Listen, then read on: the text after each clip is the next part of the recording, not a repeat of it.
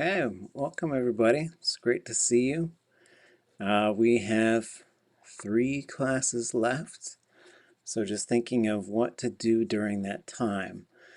There's a couple things I have in mind. One is just sort of continuing some of these brainstorms, continuing to push some of the concepts.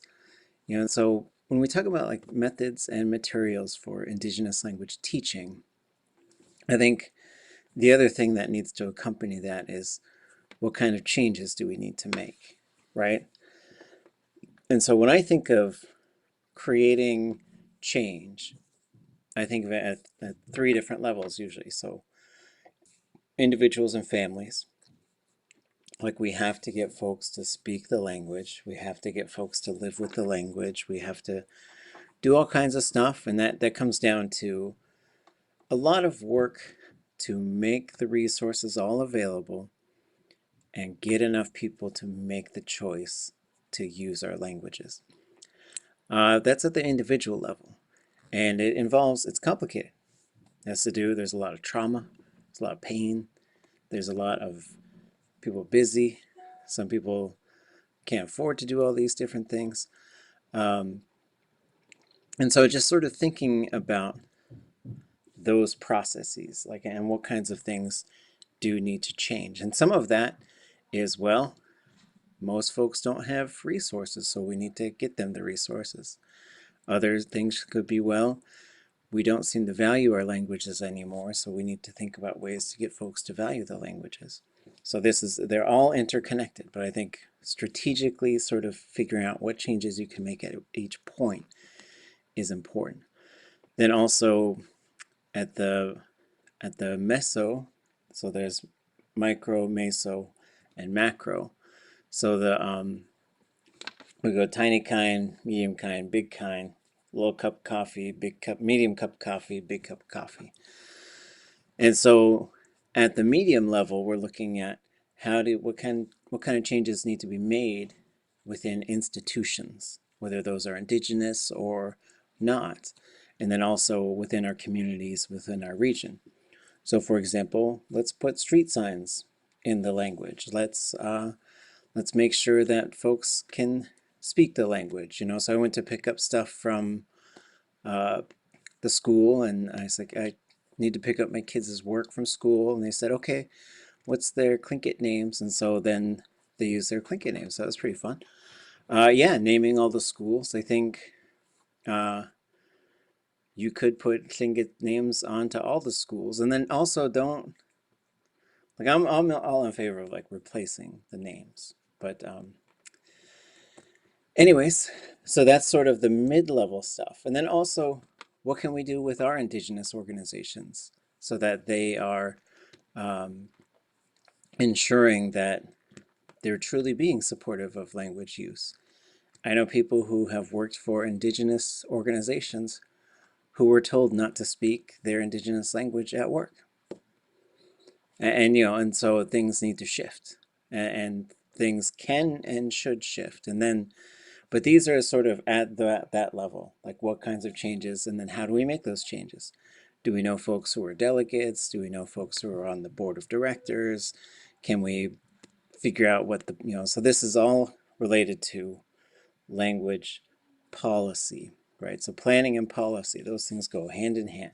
The planning is sort of like just figuring out what we're going to do, how we're going to do it, who's going to do it, how we're going to get it done. Then the policy is going in and figuring out when do we actually need to make some new rules or laws for places, because every place has its own laws, right? A workplace has its own laws, your house has its own laws, the government. And so laws are just sort of like, I think people can sort of do stuff, but then you just got to figure out like what are the things we need to sort of say. Like if 2 people start living together, they got to come up with plans. How are we going to balance the workload of cooking and cleaning?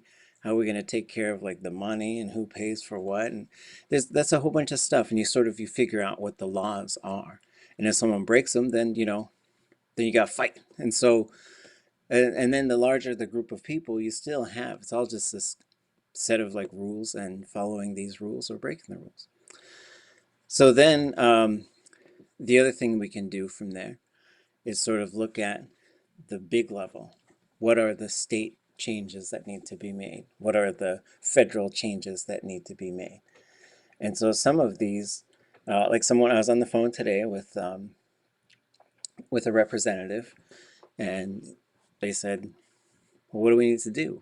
You know, because initially I was testifying a couple weeks ago, and then someone reached out and said, well, you know, we're putting the budget together right now. We could just set aside 500 grand for Alaska Native language programming on public radio. I said, let's do that then. Well, you know, and so sometimes you got to go figure out, like, you got to go get the money, you got to go build these programs. And so you're going to have people at these different levels who are doing these things, because they won't just happen, but they can happen. And there are quite a few. So you got to know who the politicians are that you can just have the honest discussions with. Like, well, you know, so-and-so is against us every time we do this.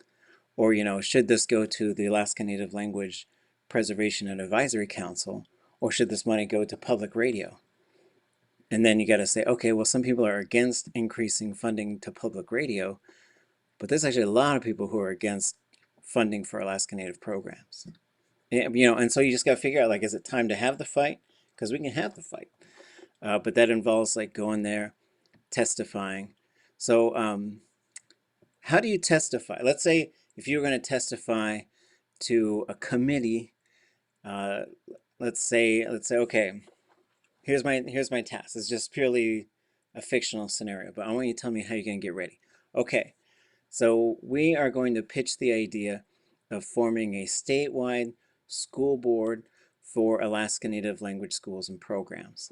There's a bill that's going through the House of Representatives, and right now it's going to the Tribal Affairs Committee. So I would like you to testify to the Tribal Affairs Committee in support of this bill. It's at 8:30 a.m. and it's a Zoom call. And it's tomorrow. It's totally fictional. It's not, but there's your scenario. What are you going to do? Tell me all the steps. Wood chips fight. There you go. Get the planer out.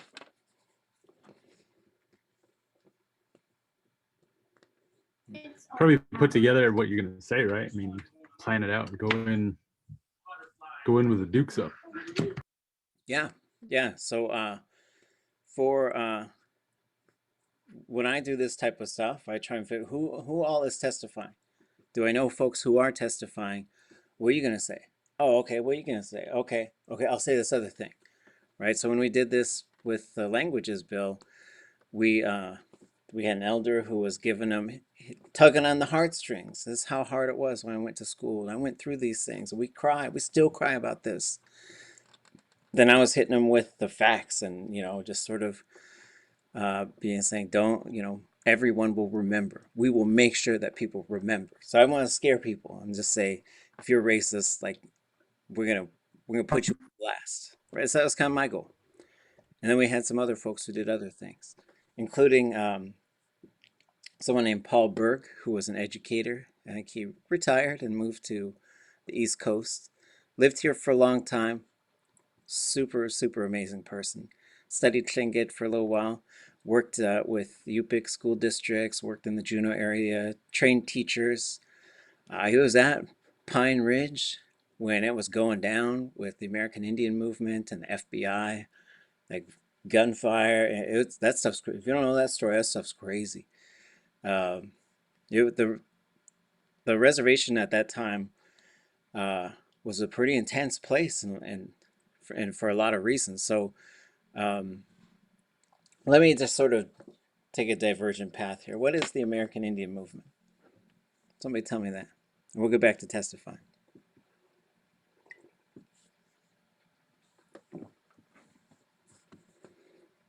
Can nobody tell me what the American Indian movement is?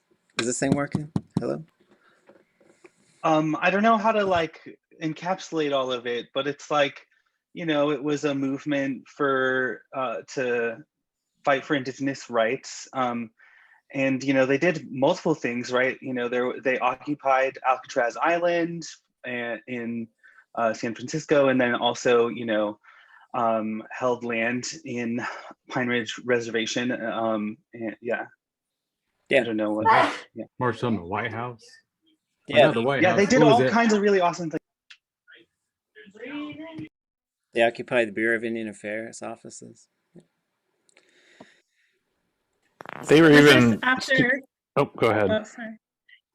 Was this after the relocation, when we were supposed to move off of our homeland and we were in the city and we started fighting for what was promised to us, like the healthcare and It was right around that time, so 1960s, 1970s. Yeah, I think is when it really formalizes. I don't know if they were part of this, but I imagine that, so the Black Panthers put together what they called the Rainbow Coalition, which was like, people in multiple different movements. And I assume there were folks from AIM involved in Yeah, around that time period, at least. around the same time, probably a lot of allies. If anybody's listening, we love the USA. They're labeled as a terrorist organization too, right? Just like the Black Panthers, even though we didn't do half of the things KKK did.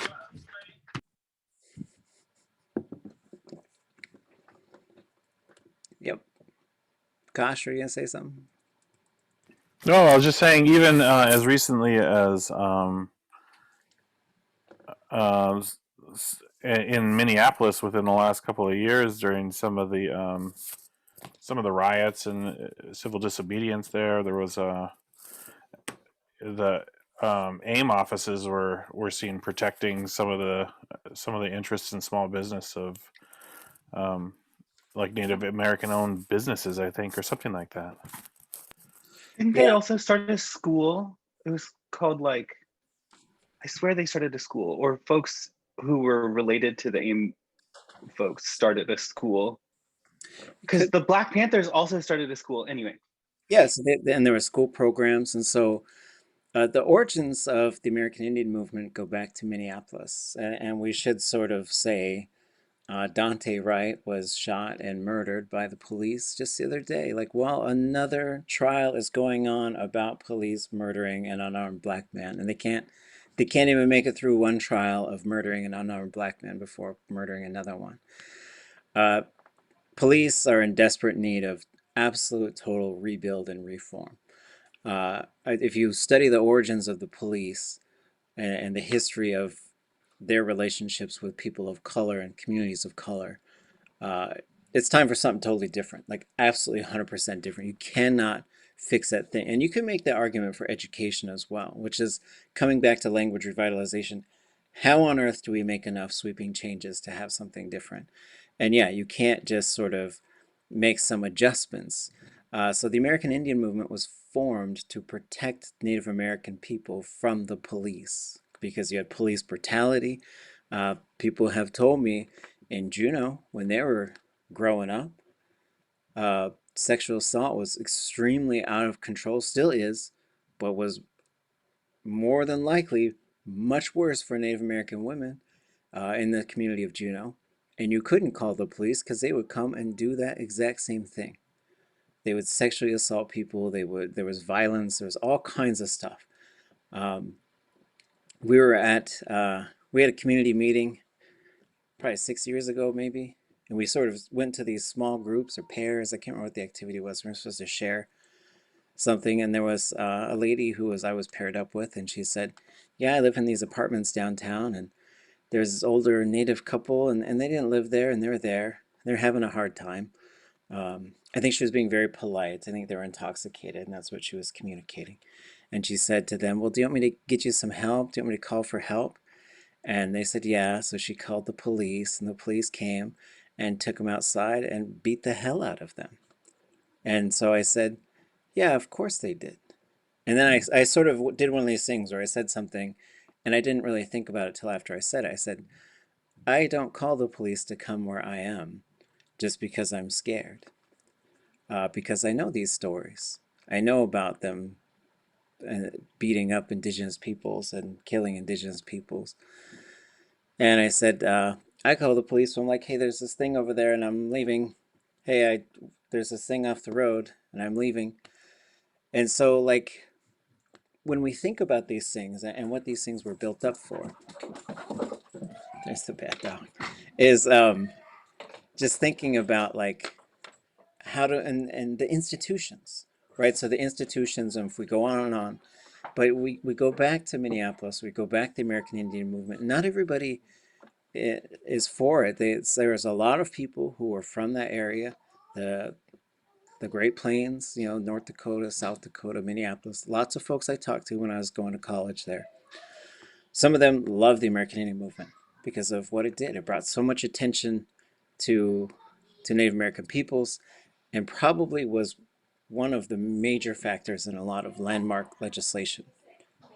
Native American Freedom of Religion Act, the Native American self-governance, so like 638 contracting, all that stuff was kind of born in this particular time. ANCSA. And so looking at the chat, I would say police brutality has not increased. I would say absolutely not. I would say what has increased is everybody's got a video camera connected to the internet. Well, not everybody, but lots of people do. Lots and lots of people. This was not a thing 10 years ago. This was not a thing 20 years ago, not a thing 30 years ago. And I'll say, you know, I was living in Minneapolis and I was taking a literature class. It's like graduate level literature class or something. And I was probably 20 years old. And the teacher said, well, for last day class, everybody's come to my house. Let's have dinner. Let's hang out. And so we went, and it was in this really nice neighborhood. Minneapolis is a very segregated place. It's a very segregated place. So you had you had like just the Asian part of town and the black part of town, and in the 70s you had the Native American part of town. Not so much anymore, but they were kind of all in a row. You had the Latinx part of town, right? So you had these specific parts of town, and they're all near downtown. And people were really scared of those areas that I talked to. But those were the areas where I didn't get treated different when I lived in Minneapolis. If I went to the suburbs, man, I got the treatment all the time. Restaurants wouldn't serve me. Like we couldn't even play basketball in this gymnasium. It was crazy. But going back, so we're going to this really nice neighborhood. There's me and this kid. He was like this, he's Latino, and he was driving, and we pull up to take a left turn, and then there's like 3 or 4 lanes, like pretty busy road. And then a police officer pulls up right next to us, and he and I are just talking and visiting. All of a sudden, we just went quiet.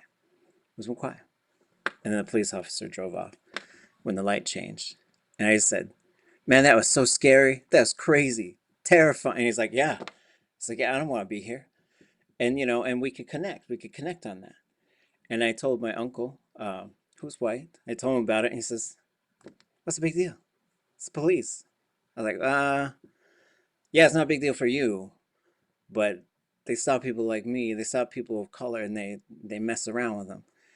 And then not long after that, we took this long road trip, and there's this big highway, and then I cut over the highway, and I was driving for a long time, and I cut over the highway, and then I was gonna go down this frontage road and go find a rest stop and like just get some air and stuff. I was getting a little tired, and I kind of made this like silly mistake where so you go on an overpass, you go over this highway. There's traffic coming off the highway. Then there's a frontage road next to that. So this is one way, this is two-way road. And I kind of almost turned too soon. And I was like, oops, but not even close. Just dark, you know, just sort of like a little tiny mistake. But there's a police officer right there. And he was getting ready to turn off of the highway. So he turns his lights on. And I was like, oh, man. Okay, I'm going to tell him I'm from Alaska. We've got no highways, and, you know.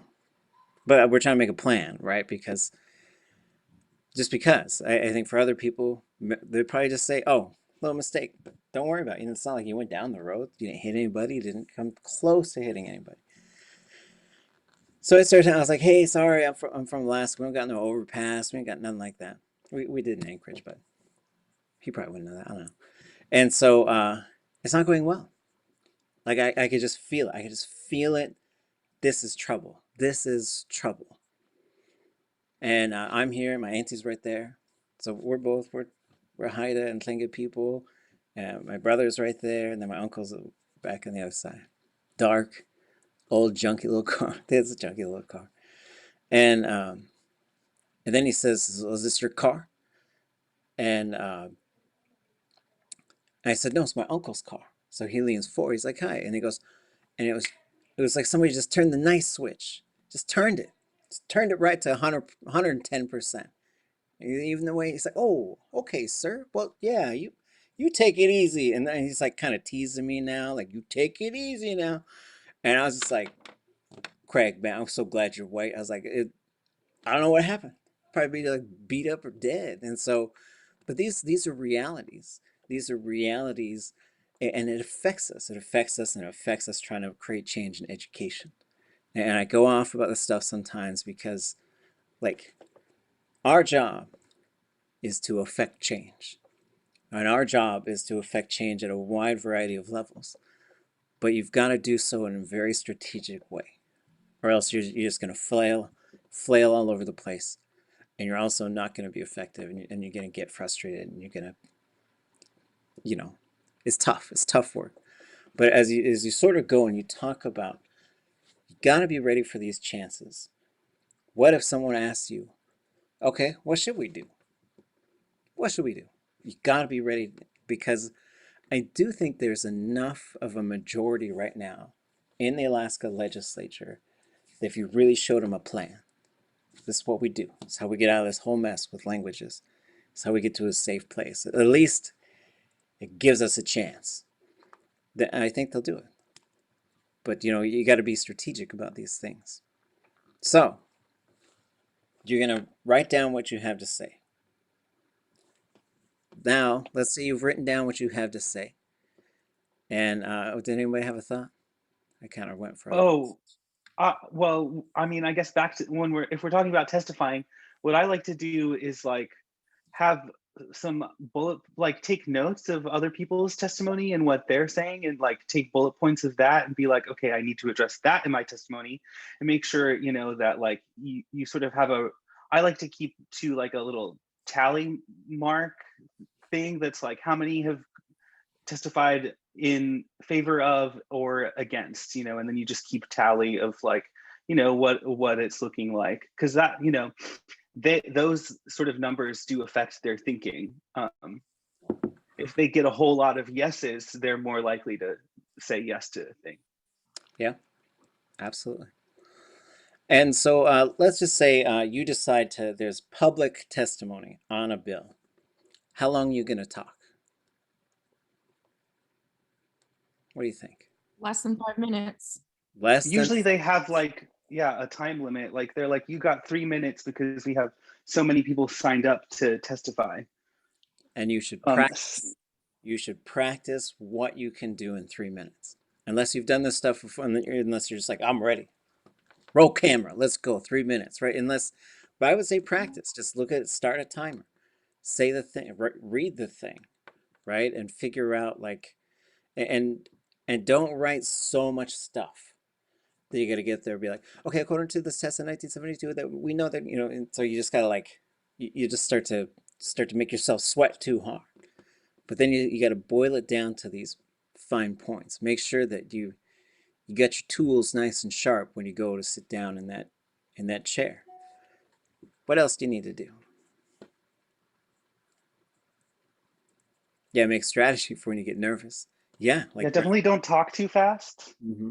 I think you just said that, but you have to be able to like say the things in an understandable way. I don't know.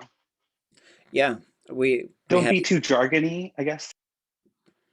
This 2 friends of mine, we had a rock band in Minneapolis. We call ourselves Aim Baby, which I was glad because there were 2 Ojibwe, and like another name for Ojibwe is Chippewa. And so they're going to call themselves Fish and Chips because there was me and these 2 Chippewa guys. And I was like, oh man, that's terrible. So we went with Aim Baby, and we just opened for this band called Indigenous, which is a great band. They were so good. And my buddy, he's tall. He's been playing music for a long time. He's real tall, and he just walks up to me and he grabs my shoulders and he said, "Slower than you think it should be." I said, "Okay." And so that's one of my sort of driving philosophies these days. If I'm going to go, it's a bit of a performance if you're going to testify. If you have invited testimony, if they say, okay, you're invited testimony, then usually there's not particularly a time limit, but you should be able to get done in 5 to 7 minutes. After that, people are going to stop listening, to be honest. So then have a strategy, have something that you do to help you for when you get nervous, and just be ready. Maybe someone's going to say something really horrible and dumb before you even get a chance to testify. And maybe you're going to be super mad, but you could be emotional, or you could be strong, you could be firm. But if you're out of control, that gives them all the reason to say, whoa, whoa, you're just attacking us, And so, what else do you need to do?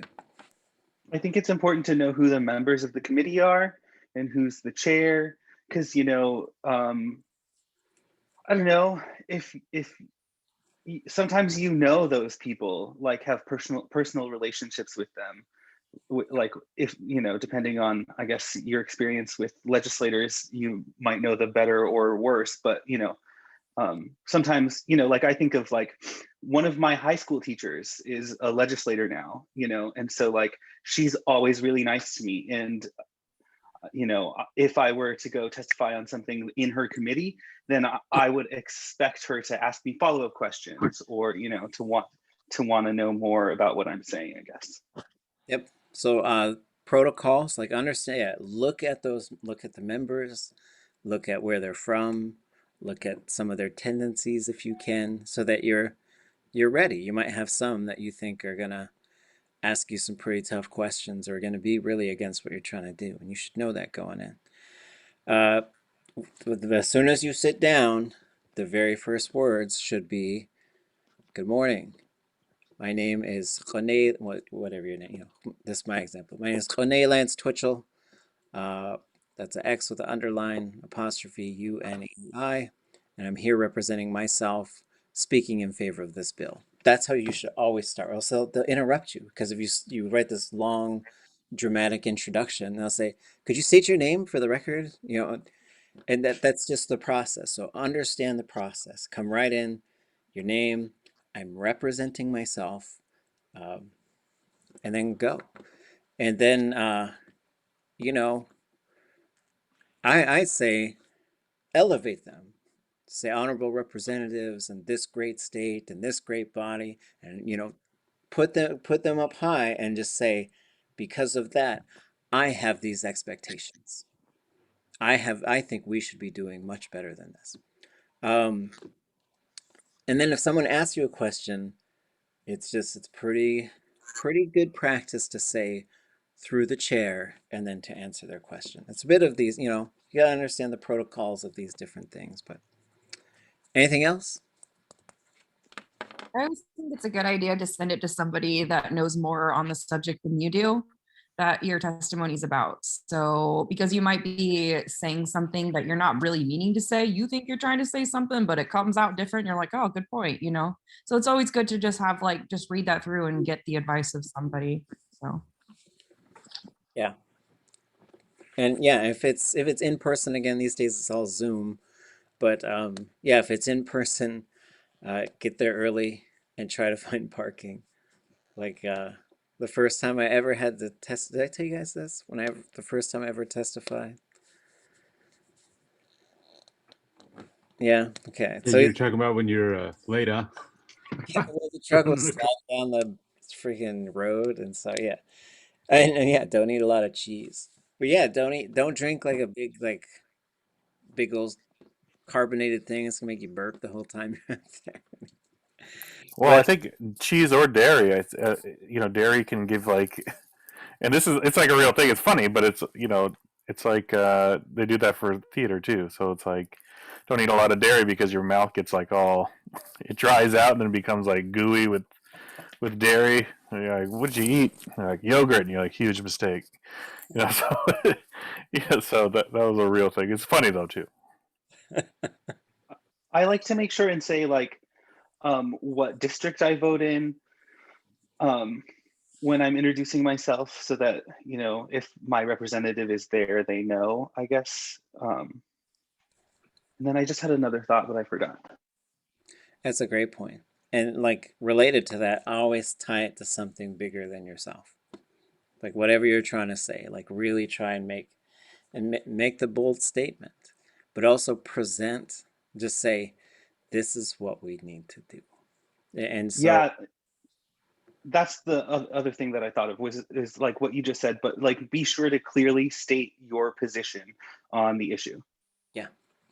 yeah, right up front, I speak in favor of the bill, I speak against it.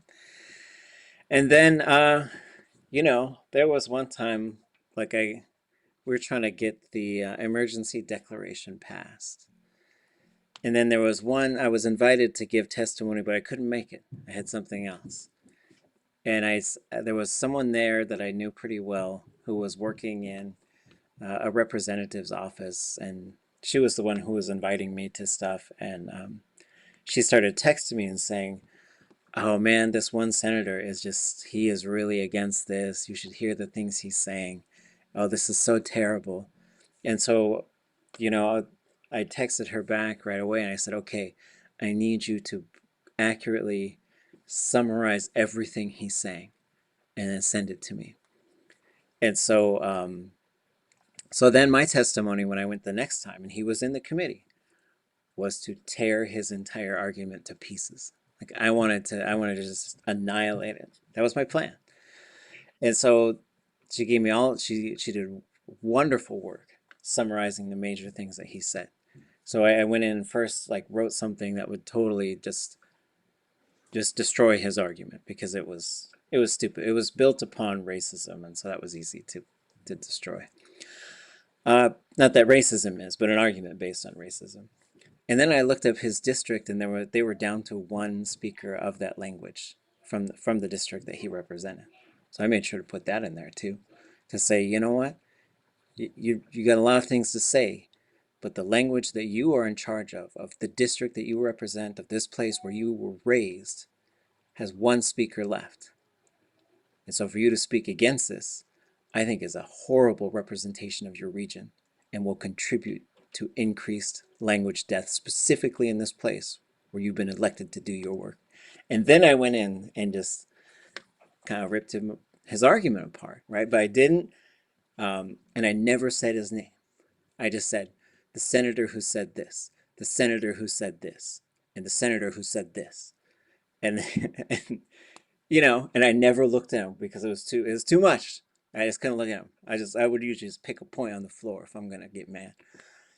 And then afterwards he came and he shook my hand and he said, you know, it's really not fun to have your words thrown back in your face like that.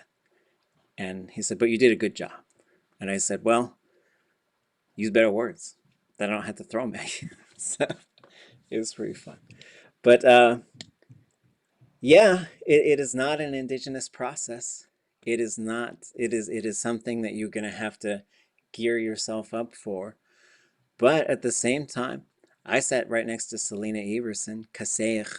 That's where I wrote a grammar book called Hausaneich Hayuchatangi, and that's because she said it right next to me. So the other thing is we had this plan, and you got to figure out, how do I fit this thing? Because the indigenous process is probably not going to create, and maybe there's a time down the road where there's an equal body of indigenous leaders, or there's at least a little bit more equality, and we should be working towards that. But back to Paul Berg, so he was going to testify, and then he called me and he said, what should I say? I said, I don't know. I said, you know, here's what's been going on. So there's been quite a few people just calling in and showing up and giving their support. We've been trying to get a lot of numbers of just people to be there and to glare at people who are like, you know, just mean mug them, just. And then, and I said, but you know, so her real approach is like, I'm an elder. I lived through this horrible thing. I just need to see it. I need to see it. And it needs to happen. And, we cried and we suffered. And, so she had this whole strategy, which was brilliant. And I said, I'm coming in and I'm saying, this can be your fault if these die. This is on you. You can do something. Just do this, here's the statistics and here's what's going on. So Mia is sort of a balanced approach between sort of the academics of it, but also just really pointing out, like, this is our collective responsibility and we could do something and you will be remembered. I will make sure that nobody forgets if you are against this. And then, so he kind of listened to that, and I was like, so I'm not really sure. What do you? And then, so he took some time and he thought about it. And he says, okay, well, here's what I'm going to do. He says, I'm a white male, so they'll listen to me in a lot of ways. They won't listen to you, and they won't even listen to Elder Selena Everson. And he says, but I know that, and I want to be an ally. So he says, I was in Vietnam, and I was a combat veteran. And when we came back from Vietnam, it was rough. We had a rough time over there, and then we had a real rough time when we came back because people were real mean to us. And it was not a popular war. It was not a war that should have happened. It's not a war that we won. And so we always felt like we just were never seen. And so this is what my testimony is going to be. He said, 30 years later, they had this little ceremony, and it was just purely symbolic, but it meant so much to us that someone could see us. And I'm going to connect people with that to this. Some of the arguments were, this isn't going to do anything. It's just symbolic. And like the connections that he made, it was just amazing. It was just amazing. The other thing is, if you have a representative who's on your side and who'll call you and say, okay, here's what's going on in the Capitol. This person's against us, and this person's leading the fight, and this is a person we could break this person down. That's got to be insider information, right? So you got to play the political game, and the political game is this stuff that you got to decide who's going to say the thing, and then you got to make sure that that it's a weird process. It's a weird process, but there are a couple things going through right now. So one is trying to get a budget adjustment to add $500,000 for broadcasting on public radio in Alaska Native languages. And just in terms of what could we do with something like that, I would see it as a seed money. So like, if we can produce some cool things, the long range vision is that we start an Alaska Native language media network. So it does radio and television. Basically it goes radio and film. And that we try and build up a central office that could take footage, ideas, and help people transform that into program.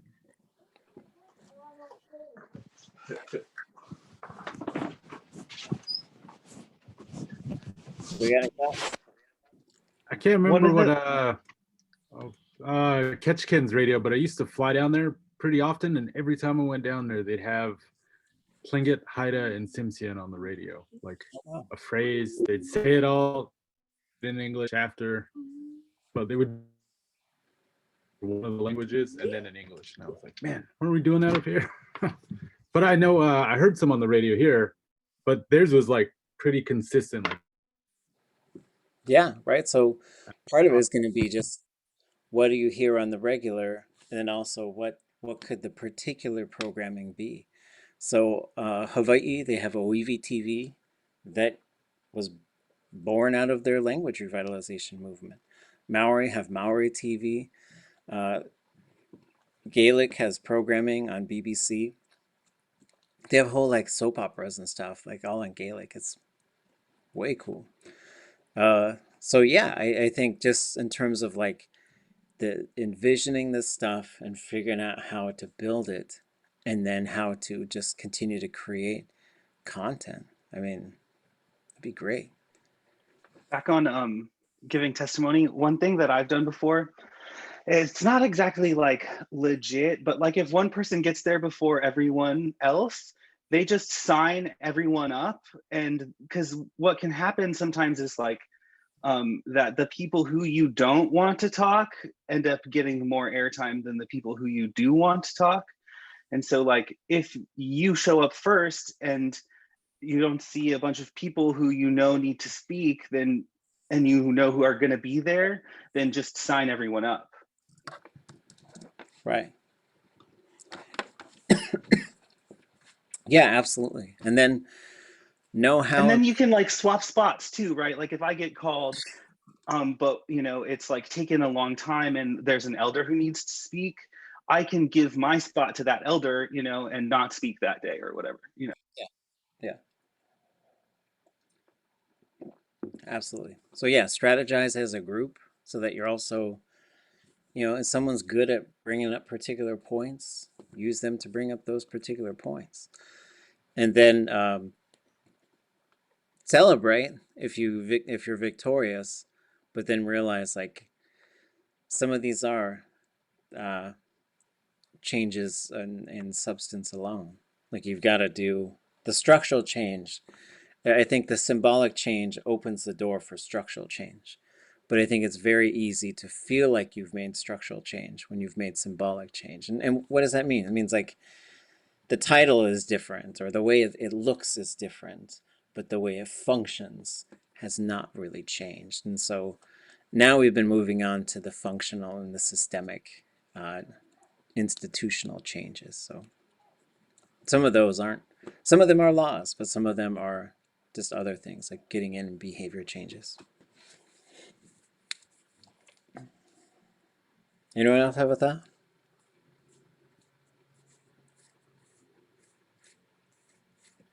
So is the idea behind the like the multimedia to tack on to current public radio, or is it to create its own public radio station? I remember someone a few years ago.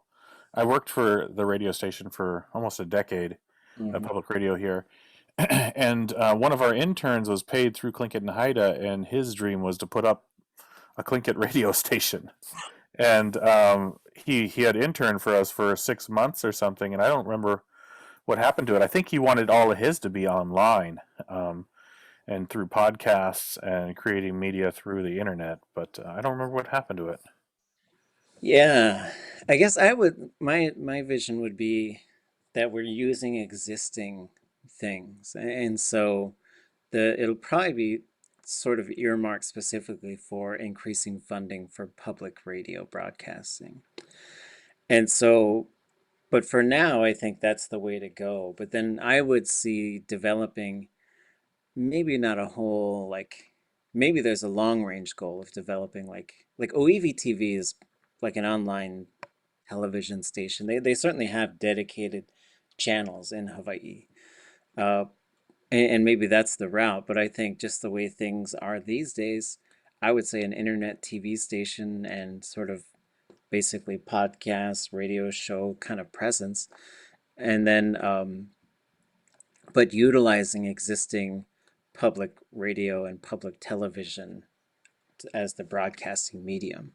So that was the other thing that we were sort of talking about today is what would it be and how would it work and what makes sense. And in a similar vein, I think you're also going to be looking at in the near future a consortium for Alaska Native language schools and programs. And that's not a government agency. Maybe it's a consortium of tribes and ANCSA corporations and nonprofits. But then it's certainly written into the bylaws of the State Board of Education. And so I think those would be similar things. So you would have this central office that would have like video editors and audio editors and people who know about multimedia production and distribution, but they're not really the broadcasting side of things. And maybe there's a future there, but it's sort of like with Gaelic, like they didn't start the Gaelic TV, they just worked with the BBC and then they're included and it's pretty equitable from what they were saying. But then sort of and kind of similar to, so like Kosh and I, we've been working with Molly of Denali for some time now, and when they do their little, they have these live streams of videos of kids in Alaska, and they basically send them a camera, and they say, just record stuff, then you send it into us, and then we'll make it into something. So really what you're trying to do is get your teachers and speakers and folks working in the languages to just be making clips. And then and it depends. It could be different for every region, right? So in Southeast, there's quite a few playwrights and poets and stuff and fiction writers. So you could probably just develop your own content, and you could do maybe whole like fictional scenarios and short films and maybe even like a feature film. But then in other regions, it might be different. Like maybe there's not really anybody who's studying poetry and filmmaking and stuff. But then if we can just get them to make clips and do stuff, then we have folks who are into making film, but also understand what it means to make a film in an indigenous language. Because if you don't speak the language, and sometimes the music just sort of gets turned up when people are speaking, like the language part. It's like, this isn't the time for the rock and roll soundtrack. Like somebody's talking, right? You know, and so, but having this centralized vision of the content, you know, but then if we look at things that came out, like Antanarjuat, the fast runner. What's the name of the Edge of the Knife? How do you say that in Haida, the Haida film? like, no. Ho'a. So we have these films being made in indigenous languages. And it was funny because we were trying to write a play in this village of Newtok. And so we went there to collect some stories from people, right? So like, we're not writing a play to bring to some national stage. Like this play is going to be put on in Newtok for the community, because their community was going to have to move. So when we first walk around, like nobody wanted to talk to us because we're kind of strangers just coming into their community and poking our nose around in people's houses, right? And then it was funny too, because like we had these two translators, and then everyone kept saying no, which was fine. It's like, you know, we're just showing up out of the blue and getting nosy. And but I asked the translator, I said, what are you saying to them? Could you just tell me exactly what you're saying and how it would translate? And she says, oh, well, there's some people here from ANTHC and they want to interview you. I was like, oh, okay, that's probably why they're saying no. I was like, well, can you tell them this? Can you say, we're writing a story about our community, and we're hoping that you will share some stories with us so that we can write this play for the kids in the community that's being put on at the school. And so then people kind of started talking to us, but this one lady, she only spoke Yupik, so she only spoke Yuchtin. So they invited us into their house, and her son was kind of grumpy about the whole thing. So he's kind of yelling at us a little bit and saying, I'm not telling you nothing. I'm going to tell you a damn thing. But you go ahead, talk to her. Go ahead. You know, and that's what he was saying. I was like, okay, cool, okay. So then we're sitting down, and we would talk to our translators, and then she would talk to, you know, they would talk to her, and then she would talk in Yuchtin, and then they would translate back to us. And then they were and this guy, he was sitting on the couch, you know, just kind of giving us the look, you know, and we're in his house, you know, we deserved it. But then at one point, he kind of loosened up, right? Because he knew the girls, and they were chatting with him the whole time. And she was sharing some very cool stories about how Newtok even came to be. It's not a very old community. They dragging like big old houses by dog sled and stuff. It was wild. And so, can you guys hear me? Or is it just... Okay. Okay.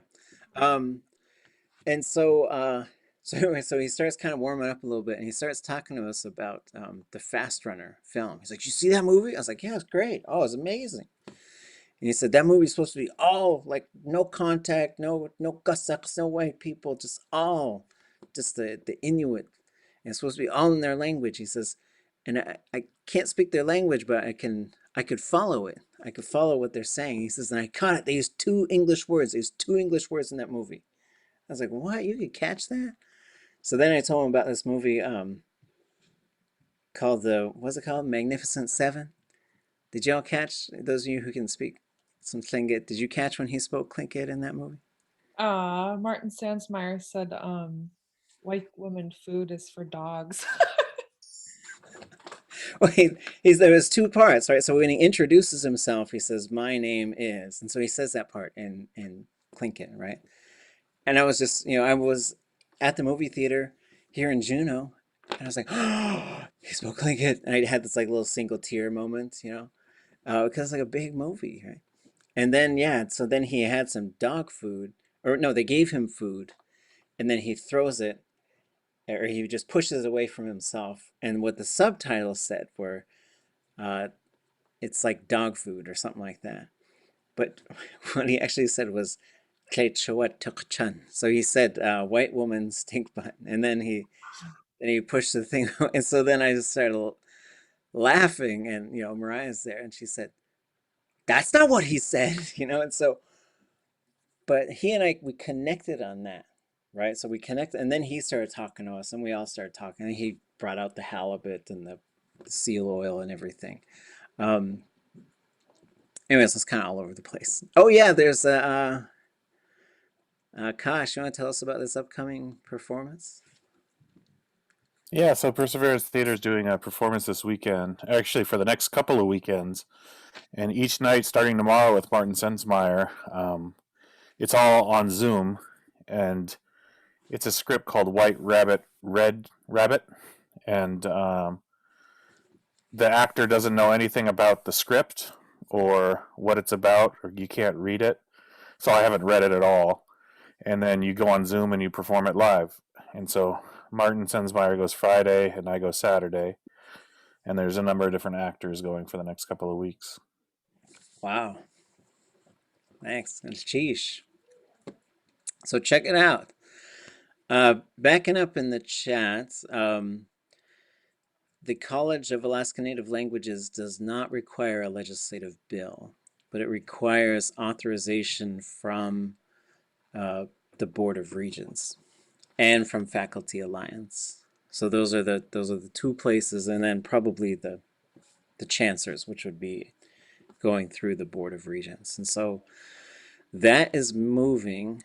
The other component is forming the Alaska Native Language Schools Consortium, which would require some adjustments within the State Board of Education.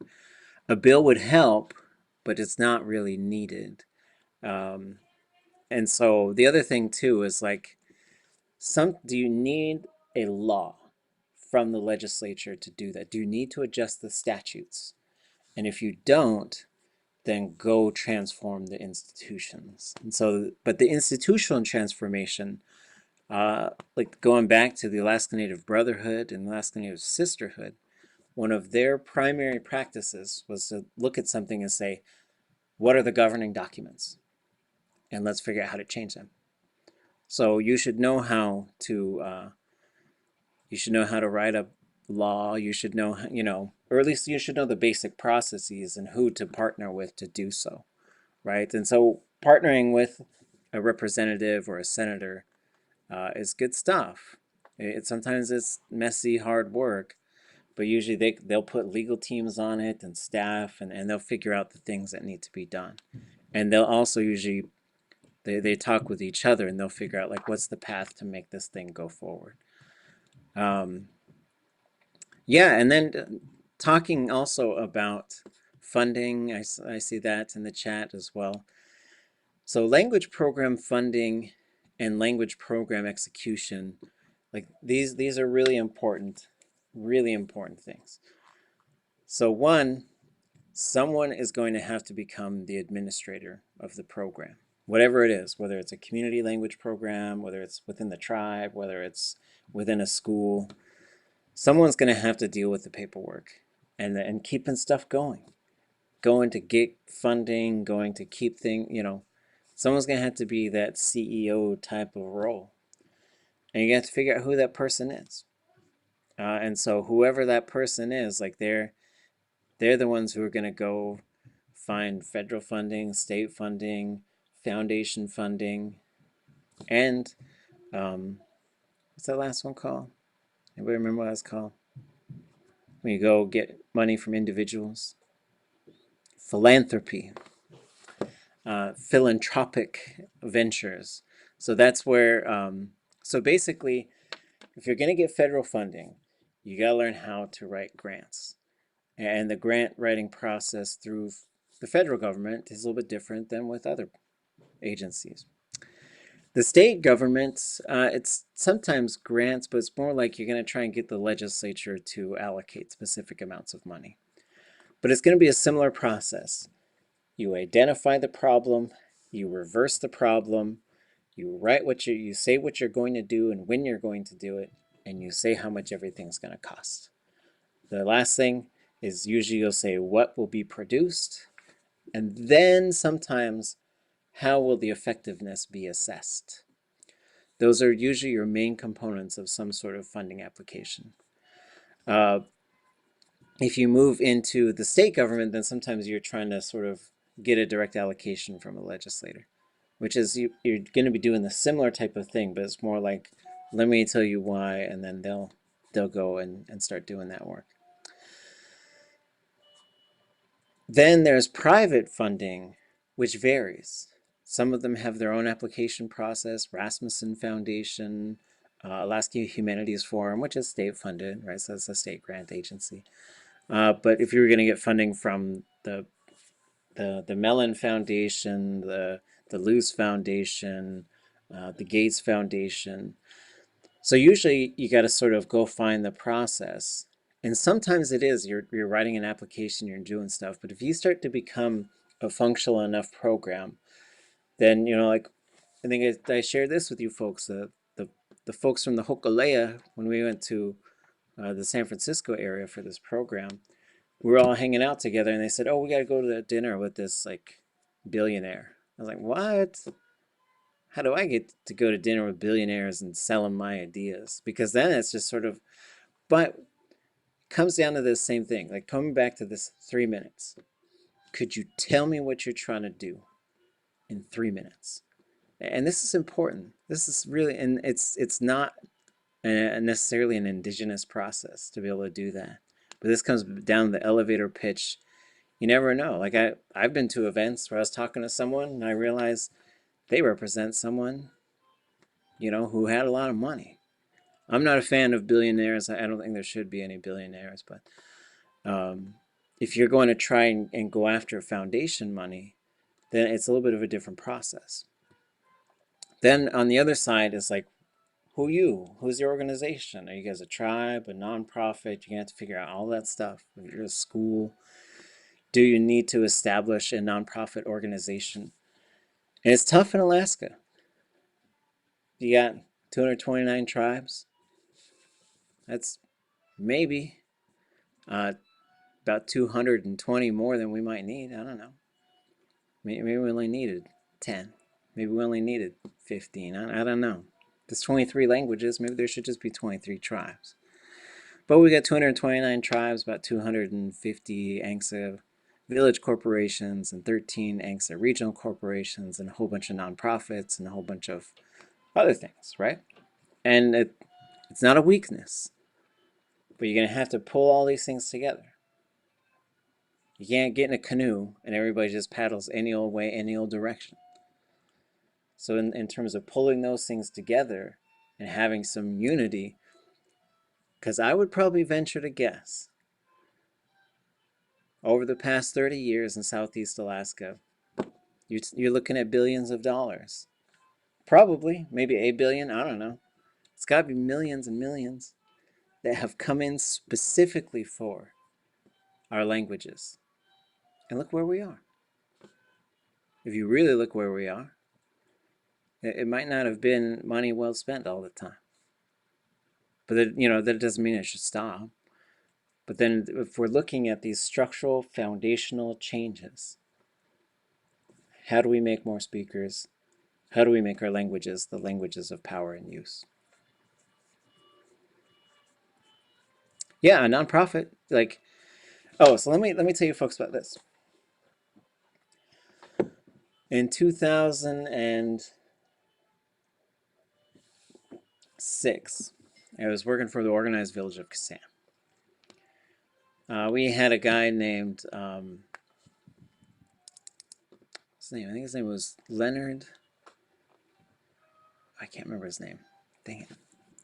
He had a cool, one of these cool like names, like Spotted Bird, you know. And he was a consultant for Native American business ventures. So we went down to visit him. It was really fun. Today is a class of narratives, I guess. So we went down, and he was living in Seattle. We stayed at his house. He has a nice house. And he was watching a basketball game when we showed up. And this was back then, so Shaquille O'Neal was playing for the Heat, I think.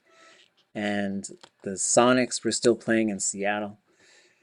And we were watching on TV, and he said, "Too bad you guys didn't get here earlier. We could have gone to that game." I was like, "What? Is there another game?" He's like, "Come on, let me check the schedule." He's like, yeah, a couple days from now, there's the Indiana Pacers are playing. He says, "I got a guy. Anybody know what what's Baden? Baden.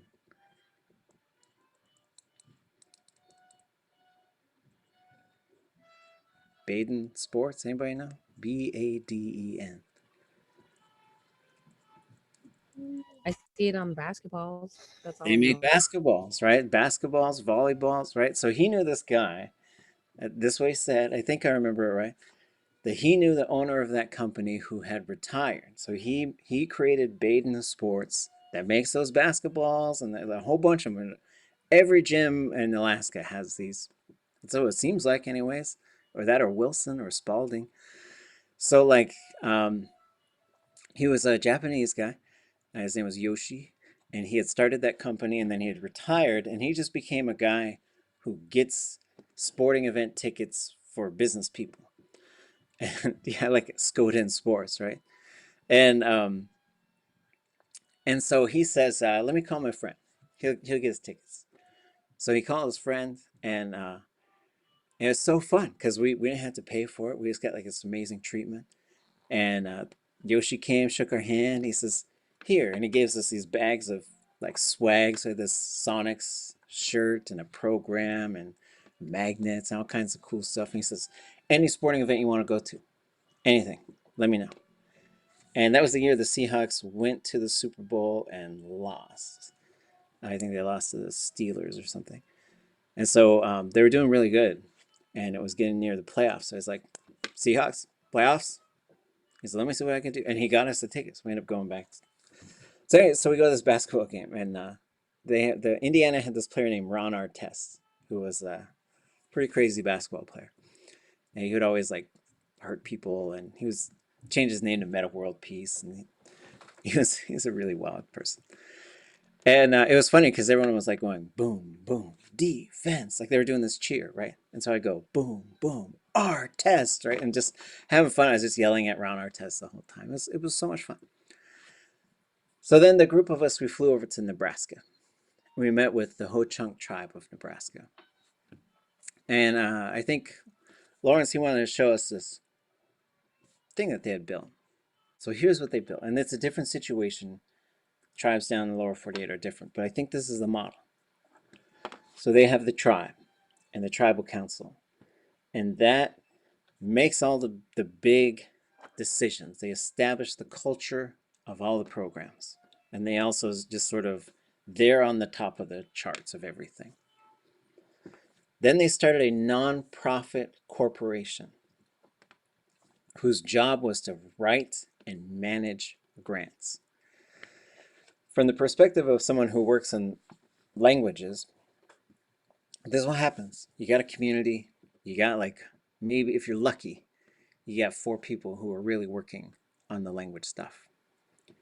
That's, if you got more than that, you're in like some miracle community. But this is the way it sort of looks to me. One of you is going to have to go become the administrator to manage the grant and write more grants. And then you end up not being able to talk anymore. You can't speak the language, you're not teaching it, you're not using it because you're so busy and you're overworked. So they establish this nonprofit, and they say, we work with the people who do the things. We say, "What do you need?" "Okay, we'll go find you that money." And then, okay, we'll manage all that money. We'll manage the budget for you. You just do the work. So all the grant reporting and everything gets done by this nonprofit. That's their whole idea, is just to raise money and to make sure they're in compliance with all their grants. Then they had a for-profit, and that for-profit, the biggest thing was a casino. So that's another thing. But they had convenience stores, car dealerships. They had all kinds of business ventures, gift shops, and then gas stations. So then if the tribe would get funding for like Native American housing programs, it's like, okay, we're getting all this funding to build some houses for Native American people on our reservation. So here's what they'd do. So the nonprofit would then go and write some more grants to supplement that funding. It's like, oh, wait, we got like 100 grand? Okay, we can use that and we'll go get $1 million. And we'll say, oh yeah, we already got 100 grand, we'll match it. We get 10% match and you guys give us this. So now they got $1 million bucks and 100,000, right? So 1.1 million.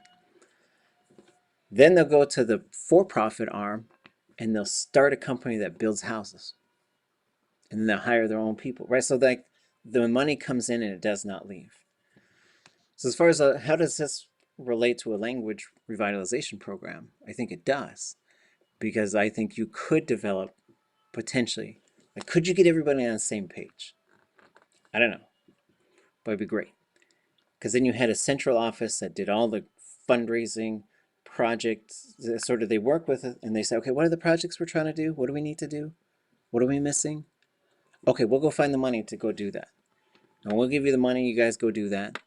You tell us, you give us what you made, and you tell us how much time it took, and we'll do all the grant reporting. We got it. So you had this whole arm, that's all they did. But even though they might not speak the language, they could totally support the language program and build it. Then you have your speakers who are really doing the speaking stuff and doing the teaching and doing the documentation and doing all the work in language, and they don't have to, like, I don't know, I just want to learn the language. I don't want to do a budget and report to the budget, and I can't even balance my checkbook, and you want me to tell you what's going on in the program? So then really it's sort of just being really on the ball in terms of how do we make this whole thing go. I think the other key thing for Southeast Alaska is saying 1 region, 3 languages. Everything gets strong together. Every single thing. If we're going to make stuff for teaching, here's the template. Just change the language if you want to use it. Same illustration, same everything, same. Not to say we all have to do the same thing, but we don't have to recreate the wheel every time we go to just to go drive down the street, right? So, okay, thoughts?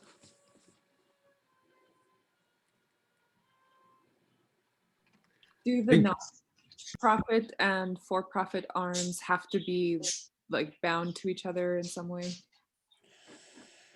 For them, they were pretty independent, but they both reported to the tribal council. So the tribal council is what glued it together. And so, for us, we got 18 tribes in Southeast Alaska. It might be a challenge. However, you can always form a consortium, and some people will leave, but, I think, and then it's a little different because this was like the whole tribe, but they had such amazing things. I was so impressed. And I think I told you guys this before, but Viola Burgess used to tell us that crabs in the bucket story, like I only get Indian crabs because they drag each other back down. They don't let each other get out of the bucket. And I told this guy that story, their president, and he said, get a bigger bucket, put nice things in the bucket. Right? So his whole idea was like, well, people shouldn't want to leave. I was like, yes, okay, fine. That's great. And so for us, the transformations we're trying to make are pretty substantial. Our languages are foreign to so many of our own people and inaccessible. Like I hear a lot of people say, man, I wish I could learn. I wish I could. And for me, that tells me some things. 1, I think the desire is there. 2, there's something in their way. So we need to figure out how to clear, they say, the elders I work with, that path has already been cleared for us. So our job is to shine a light on it and to just be a kind, helping hand when we find someone. Say, hey, here it is. I'll help you along the way. Because it's scary. I think it's scary. You look at people who put AIM together, and they're not perfect people. You look at people who put the Black Panthers together. You look at people who are protesting right now what's going on in places like Minneapolis. And like that's what we're expected to do, is to stand up and go against an entire systems and structures. But we do have lots of allies, lots and lots of people. But I think you also have to diagnose without stereotyping pretty quickly whether someone is an ally or just someone who's not going to argue with you. Because there's a difference. People are like, oh, yeah, that's wonderful. But then they've got nothing to contribute. You know, fine. Everybody's got their own thing to do. Yeah. Any other thoughts? It's a fun class.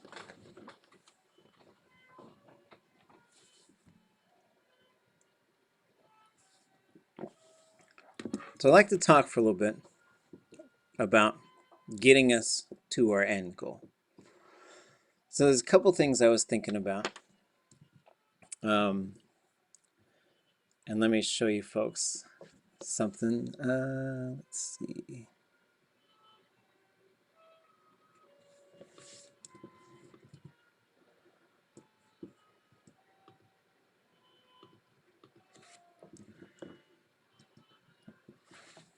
Well, coming back, so starting a nonprofit, I think there's ways to do it that is not really competitive, right? But maybe the whole nonprofit is the Alaska Native Language Schools and Programs Consortium. So maybe that could be the nonprofit. And it's there, not really, and you've got to be, strategic, because our programs, they do compete against each other, sometimes in pretty aggressive ways. So I think the structures are capitalist and competitive by nature. So that means we're not going to share information. But I think that sometimes we feel like that's what we should do. But I think those are the things where we have to be counter-hegemonic about it and just say, oh, yeah, no. We're not like that. What are you guys doing? Tell us what you're doing. Okay, well, here's what we're doing.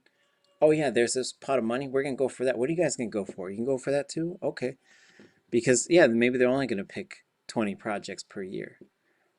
But, it's not just this. Okay, let me tell you about the first meeting. One of the first meetings I went to when I was in tribal leadership. It was kind of funny. That's where I met Richard Peterson. We became really good friends. And so we were down at the federal building meeting with the Bureau of Indian Affairs on transportation funding. And we went all up, we built this matrix. So they kept calling the matrix, it's going to show. And the matrix was like basically a scoring system for these applications for transportation projects. And everybody just kept saying, if they got their ducks in a row, they'll go to the top. The matrix is solid. It's good. We came up with a good system of scoring these applications. So then everybody went home, filled out the application, put it in. Right. So Southeast Alaska, when you're dealing with tribal leadership, you usually have 18 or so tribes.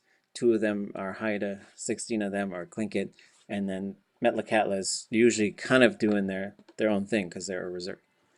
And that's just sort of the structure of it. That's what it seemed like to me anyhow. So it was mostly Tlingit folks who were in this meeting. And so then we ran our applications through this matrix.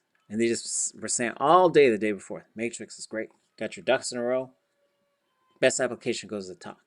So application at the top was Heidelberg. Number 2 was Kasan. And then, a whole bunch. And then happened to be like 2 very vocal people who were there. Their communities were way down at the bottom. So then what happens? They're like, we got to fix the matrix. The matrix. So I was like, well, I thought if everybody's ducks were in a row, then it was fine. And so what I'm trying to highlight is these competitive sort of programs have put us in to the point where we're not being cooperative and we're not sharing. And we're also, it's very easy to get convinced that you have an opponent who's actually trying to do the same thing as you. So I thought I would take a look at this one strategic document that we're creating. We just kind of messed around with it for these last 9 minutes. Over the, what I'm going to do tonight is I am going to create our 5 template documents. In that folder, I'll email them all out to you through going through Blackboard. If you don't get emails through Blackboard, let me know, and I'll try to make sure that you get added. But I'll do that probably tonight or tomorrow. And we're just going to start filling this stuff out. We'll see how far we can get. We'll probably do some in-class work on it next week, but you guys are going to have to figure out like how to collaborate on these. There's lots of us here, which is rad. We've got 5 different languages. We're going to try and write basically one document. The first section is the philosophy of education. How, why, what are the guiding principles, the foundational components of the language program. And I don't want you to just don't think of what you think is only possible. Dream the impossible dream. The second part is going to be the curriculum, basically guidebook. And we're just going to do our best. We don't know everything about every language. We're not going to distribute this to the tribes. This isn't going to be handed to the legislature. This is just an exercise. But we should be able to get a pretty dang good start. And just because we're collaborating, I'm just going to say it, don't just sit there and wait for it to happen. Be a voice, be a part that does the work. One of my primary sources of frustration in doing work in language revitalization is when a bunch of people decide to do stuff and then some people just kind of go sit on their ass. And it's like, you know what? Everything is literally on the line. Everything. So be productive and learn how to take projects to the finish. But if you need help, if you're stuck, reach out, because it's also, we're not associating, I'm not a big fan of grading. I'm not. But I am a big fan of being productive and also learning how to collaborate and get work done and be change agents. So the 2 sort of guiding principles in this document that I want to talk about for a second, and then we'll get into what these little sticky notes are. And we'll probably do a little bit more of this next week. And these links are always live. You can always get in here and mess around if you want to. So we're trying to talk about transformation of our people, of our regions, of our communities. We got to build capacity. Do we have the ability to make teachers and make content? Do we have the ability to make speakers?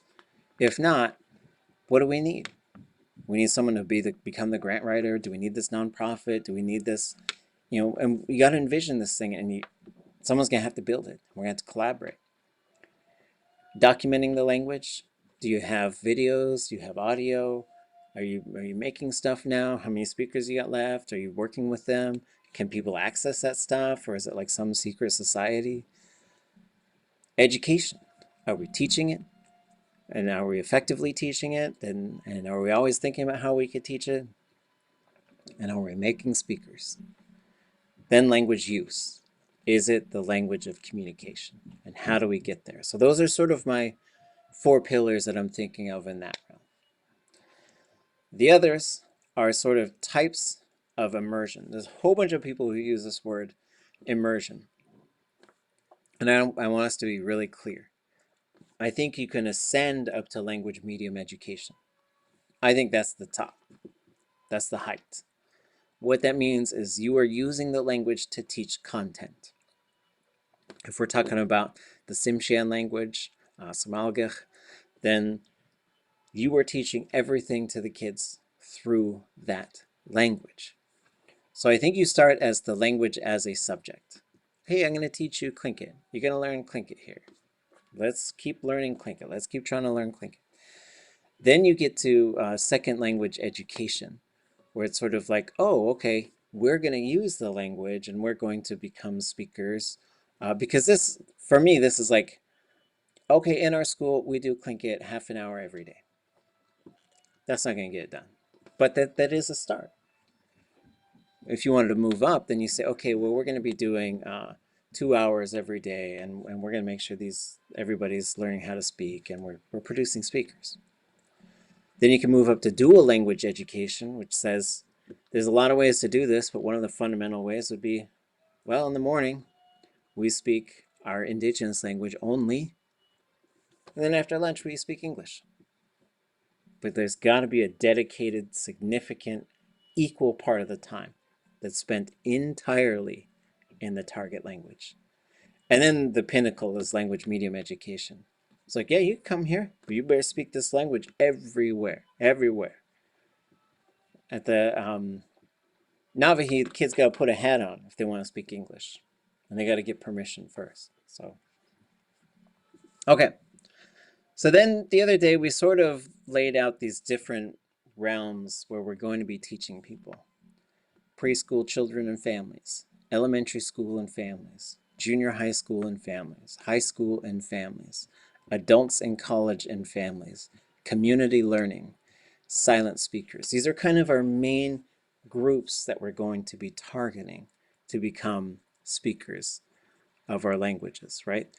And in here, this might vary as well. Like, so this might branch out at some point to become a little bit different. Especially if we built that language medium school, then we would have this, but then we would also have our own separate track for the medium school. That's just those people, they will speak. But for here, you might have different groups. Like, oh yeah, we've got this group that's in the program. Like if you go to Hawaii and you just want to learn Hawaiian, you can go to their university and you can study, you can take a Hawaiian class. You will go through this one, there's these 2 volumes of these books that they used to teach. Year 1, you'll go through book 1. Year 2, you go through book 2. But if you get into their program as a student in their program, then you go on and then you do books 1 and 2 in the first year. So you go twice as fast. So you could end up developing tracks like that, where you've got basically this for everybody who wants to learn, and this is for the teachers we're making. We don't have time to spend 4 years making them into a speaker. We got to do it in 1 year or 2. And as we look at this stuff, I just want us to start attaching some sticky notes for brainstorming. We'll do this next week. We're out of time. But what are the methods we're going to use? All this stuff we're reading about in Deho's text, TPR, TPRS, accelerated second language learning, all these different, they're techniques, right? They're methods. It's a method of teaching the language. And we might be using, and so we could have TPR in here. And we could have other, there could be a TPRS in here, and there could be other things in here. There could be, grammar study, and there's a whole bunch of different stuff. Then here, I want us to envision, like, what are all the things we're going to need, right? Who's going to write the math book? Who's going to write the science book? Who's going to write the history book? Like, if we really wanted to do that, Deho is Jeremy Green. Dr. Jeremy Green. His name is much longer than that, but he gave us a break and he let us just call him Deho. It's T-E-H-O. And he's a fun guy. I'm hoping he'll spend some time with us next week. And we tease each other an awful lot. We had a lot of fun. Okay, well, that's about it. Oh, and then also what changes need to be made, right? I want us to just brainstorm some of this stuff. Like, for example, if you really wanted children to speak the language, what needs to change? It's got to be different than it is now, right? It has to be. Okay, lots to think about, lots to do. A little over a week to do it all. So we'll talk next week as far as like what the final expectations are. We're all collaborating on these documents. The only thing that you're going to do individually is your own teacher statement. And I'll show you guys mine next week, the type that I would use if someone was going to hire me. I haven't written one in a long time. But once you get the job, you don't have to write them anymore.